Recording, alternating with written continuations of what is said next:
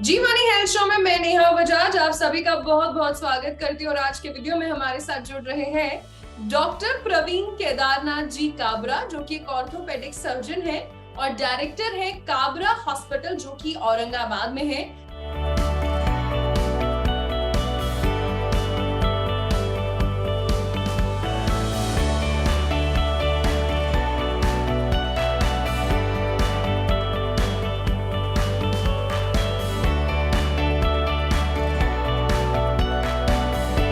Doctor Praveen, आपका बहुत बहुत स्वागत है।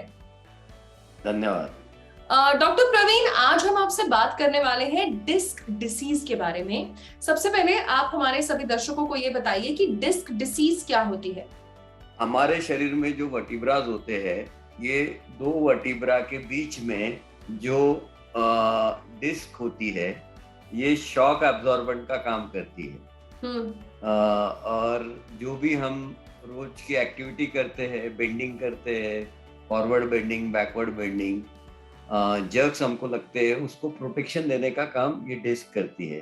ये जो स्पाइनल कॉर्ड होता है वो कवर होता है वर्टिब्रा से, और बोनी कैनाल होता है, वो उसके बीच में स्पाइनल कॉर्ड का प्रोटेक्शन होता है। जैसे स्पाइनल कॉर्ड ब्रेन का एक्सटेंशन है, तो ब्रेन से एक्सटेंशन होके स्पाइनल कॉर्ड नीचे आता है और अपने हाथ और पाँव में नर्व सप्लाई करता है।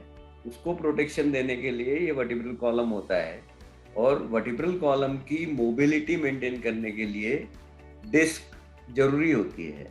तो डिस्क डिसीज ये होता है कि जब हम रेगुलर एक्सरसाइज करते हैं तो ये मेंटेन रहती है, पर हम कुछ वजन लिफ्ट करते हैं, आड़े टेढ़े बैठते हैं, जर्क्स लगते हैं, रोड खराब होने की वजह से जर्क्स जो लगते हैं, उसकी वजह से ये डिस्क का डीजनरेशन होता है।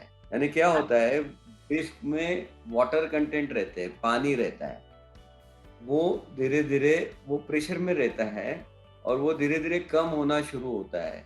तो डिस्क की हाइट कम होना शुरू हो जाती है और उसकी वजह से डिस्क डिसीज होती है।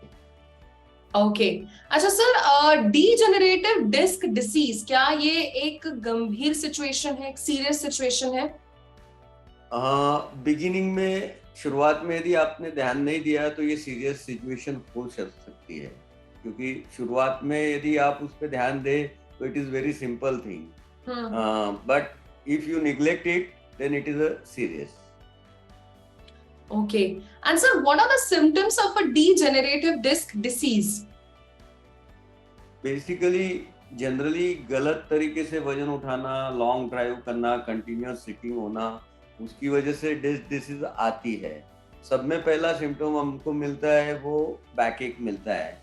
यदि लो बैक में होता है, यानी कमर में होता है, तो वहाँ पे पेन मिलेगा। यदि गर्दन में होता है तो वहाँ पे पेन मिलेगा, क्योंकि डिस्क पूरे वर्टिब्रल कॉलम में है, यानी सर्वाइकल स्पाइन में है, लंबर स्पाइन में है और थोरैसिक स्पाइन में भी है।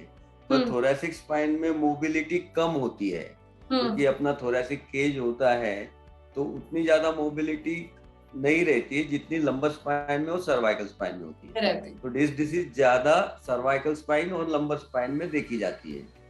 तो उसकी वजह से पेन हमको गर्दन में मिलेगा या कमर में मिलेगा। यदि गर्दन में पेन होता है तो, और वो ज्यादा बढ़ गया है, समझो डिस्क ज्यादा प्रोलैप्स हो गई है, डिस्क डिसीज बढ़ गई है, तो हाथ में पेन यानी दर्द आना शुरू हो जाता है। यदि कमर में शुरू हुआ है तो कमर से पाँव में दर्द आना शुरू होता है। तो इसको कोई लोग सियाटिका बोलते हैं, कोई डिस्क डिसीज बोलते हैं, कोई प्रोलैप्स इंटरवर्टिब्रल डिस्क बोलते हैं। इसके अलग अलग नाम है, पर ये सब एक ही बीमारी के सिम्टम्स होते हैं। अच्छा sir, degenerative disc disease diagnose कैसे होती है?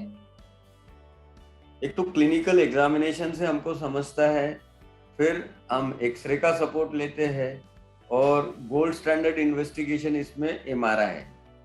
एमआरआई से काफी क्लियर आइडिया आ जाती है कि डिस्क कैसे प्रोलैप्स हुई है, किस पार्ट में प्रोलैप्स हुई है, ऊपर हुई है, नीचे हुई है, नर्व रूट को वो कॉम्प्रेस कर रही है। यानी ये जैसा हम सर्जरी में ओपन आई से देखते हैं कि क्या हो रहा है डिस्क को, कैसे प्रोलैप्स हुई वैसा हम एमआरआई में देख सकते हैं। इसलिए हम उसको बोलते हैं कि गोल्ड स्टैंडर्ड इन्वेस्टिगेशन है दिस डिजीज के लिए। ओके एंड सर इस डिसीज का ट्रीटमेंट यानी कि इलाज कैसे होता है? इसका इलाज कौन से स्टेज में मरीज अपने पास आता है उस तरह से उसके इलाज होते हैं। यदि वो शुरुआत में आ जाता है तो सिंपल गोली और एक्सरसाइज से या कुछ 1 या 2 दिन के रेस्ट से वो अच्छा हो सकता है। यदि वो लेट आते जाता है तो फिर उसके मोडालिटीज बदलते जाती है। फिर मेजर सुप्रा मेजर ऑपरेशन तक जाना पड़ता है। ऑपरेशन के भी अलग अलग प्रकार होते हैं, उसमें वो कौन से टाइम पे आए हैं उस पे ऑपरेशन डिसाइड होता है। अच्छा एंड सर अगर एक मोटा मोटा अगर आप हमारे दर्शकों को बताना चाहें कि कहाँ पे दर्द होता है एग्जैक्टली कमर में सर डिस्क डिसीज में? कमर में जो वर्टिब्रल कॉलम है वहां पे दर्द हो सकता है, उसके बगल में जो मसल्स है वहां पे दर्द होता है। और वह दर्द यदि डिस्क एक बाजू में प्रोलैप्स हुई है, एक बाजू में डिस्क का प्रॉब्लम हुआ है तो समझो लेफ्ट साइड में हुआ है तो लेफ्ट पाँव में होगा। यदि राइट में प्रोलैप्स हुआ है तो राइट पाँव में दर्द होगा। ओके ठीक है एंड सर अगर हम बात करें आपकी रूटीन दिनचर्या की तो क्या डिस्क डिसीज के कारण हमारी दिनचर्या पर भी प्रभाव पड़ता है, उठने बैठने ड्राइविंग करने में? बिल्कुल, यदि डिस्क डिसीज हुई तो डे टू डे लाइफ में बहुत बड़ा हिंड्रेंस होता है। एक्चुअली ये देखा गया है कि वर्किंग आवर जो होते हैं नॉर्मल आदमी के वो कम हो जाते हैं। अच्छा। क्योंकि यानी इनडायरेक्टली फाइनेंशियल लॉस भी होता है, मेंटल लॉस होता है, शारीरिक लॉस होता है, प्लस फाइनेंशियल लॉस भी होता है जी। इसलिए इसको गंभीरता से लेना चाहिए और जितने जल्दी अर्ली में यानी जितने जल्दी हम ट्रीटमेंट करेंगे उतना ये सब चीजें बचेंगी। जैसे फाइनेंशियल लॉस बचेगा, बॉडी का लॉस बचेगा, मेंटल लॉस बचेगा जी। तो डॉक्टर प्रवीण आपने अपने बिजी स्केड्यूल से कीमती वक्त निकाला और हमारे जी मनी हेल्थ शो पे आए सभी दर्शकों को डिस्क डिसीज के बारे में बताया। Thank you so very much. Thank you.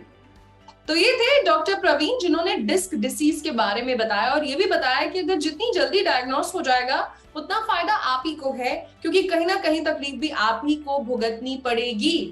इसी के साथ मैं नेहा बजाज आपसे लेती हूँ इजाजत। मिलेंगे जी मनी हेल्थ शो के एक नए वीडियो में with a new super specialist new medical expert. Till then keep watching Zee money health show.